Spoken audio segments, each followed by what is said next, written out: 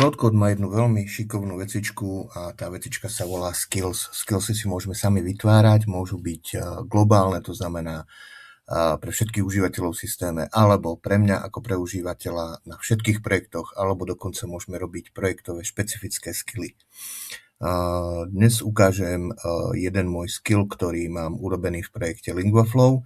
LingvaFlow je vlastne služba onlineová, kde programátori môžu uploadovať pod svojím účtom nejaké súbory pre preklad určené. To znamená, ak vyvíjajú nejakú aplikáciu alebo web alebo čokoľvek a potrebujú, aby bola viacjazyčná, tak proste LingvaFlow im to automaticky pomocou AIčka prekladá do rôznych jazykov. Občas sa stane, že potrebujem nejaký špecifický formát súboru, ktorý zatiaľ nemám integrovaný, tak som si vytvoril vlastne skills. Jeden skill, ktorý nám toto pokrýva. Stačí teraz do Claude Codu pridať v projekte, že žiadam o pridatie podpory formátu Mozilla Fluent, ktorý má príponu .fl a automaticky by malo teraz detekovať, či chcem alebo nechcem použiť nejaký skill.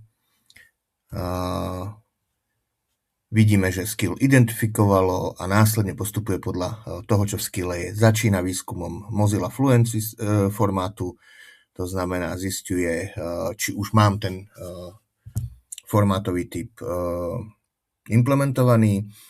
Zistil, že nie, tak sa snaží nájsť online nejaký guide k tomu formátu, nájsť nejaké podrobnosti a automaticky už hľadá, kde potrebuje aký handler vytvoriť pre tento formát v rámci projektu, aké časti. Podľa zložitosti formátu väčšinou mi to do nejakých 5 až 10 minút kompletne implementuje všetko. Takže teraz ho necháme chvíľku pracovať. Vidíme, že si našiel nejaké podrobnosti v rámci guidov na projektfluent.org. Snaží sa ich downloadnúť, je tam asi nejaká ochrana, lebo dostáva 0 bajtov, 404 not found a teraz v cykle vlastne by to agenticky mal hľadať až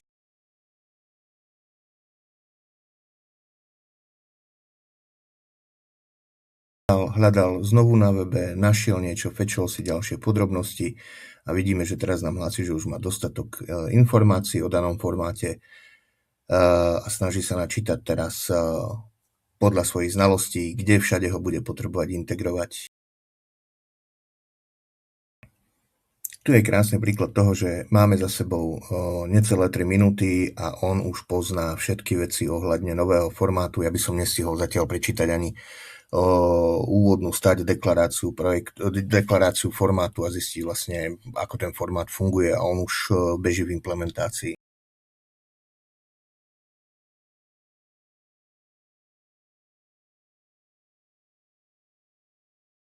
Táto časť chvíľku trvá, pretože musí parzovať veľký prekladový súbor pre projekt ako taký, pretože tam musí podoplňať podrobnosti o novom formáte, takže musí trošku viacej toto máknuť, ale ako vravím, sme v 4. minúte implementácie od zadania a už sme dosť ďaleko. Rátam, že sme za polovicou času. Uvidíme.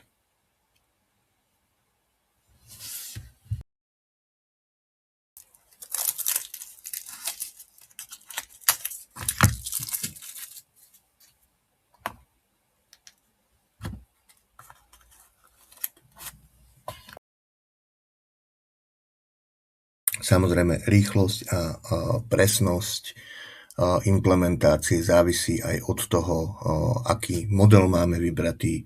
Keďže toto je relatívne jasne štrukturovaná úloha skill, tak používam len Sonnet 4.6, na čom šetrím veľmi tokeny a aj následne cenu implementácie.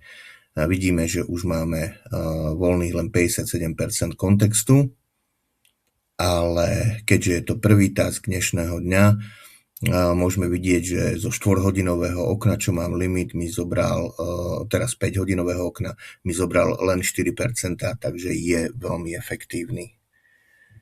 Uvidíme, kam sa dostane, necháme ho pracovať.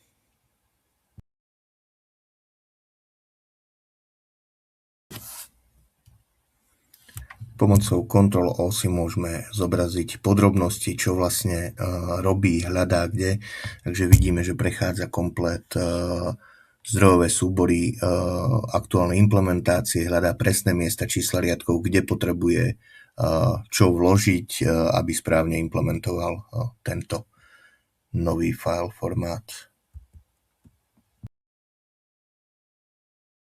A vidíme, že po 6 minútach a 45 sekundách začína vytvárať už samotné súbory s implementáciou, takže v Translation Formats vytvoril Mozilla Fluent a v ňom už vytvára validátor a všetky ostatné ďalšie súbory, ktoré bude potom registrovať v rámci celého systému. Vidíme, že parser už má hotový a necháme ho pracovať. Ako vravím, väčšinou to stíha do 10 minút jeden formát.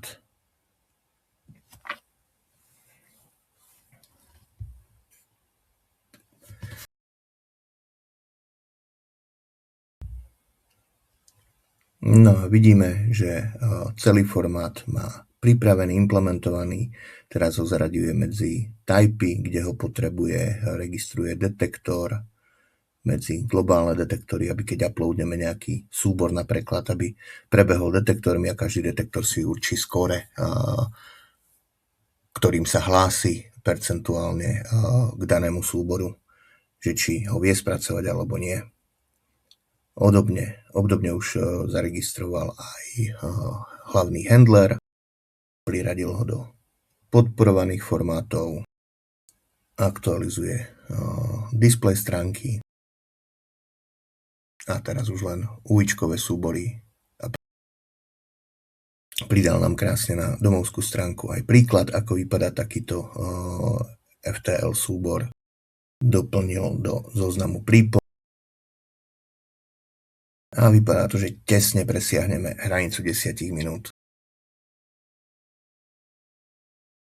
Automaticky navyšuje verziu aplikácie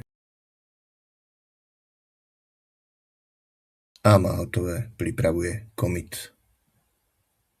Samozrejme, pred commitom by sme mohli do skillu doplniť ešte, aby urobil testy na daný formát a podobne.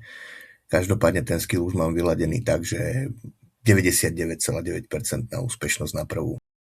My samozrejme ešte si ručne urobím samozrejme testy, build, musím si urobiť samotný preklad toho NJSONu, aby samotný LingvaFlow sám seba preložil správne všetky tieto zmeny, ktoré potrebujeme. Ale ako je vidieť na tomto, urobím ešte pekne zhrnutie. Niečo, čo by som ručne robil možno deň, so správnym skillom, ktorý je projekt specifický, pre tento projekt špecifický, práca trvala rovných 11 minút.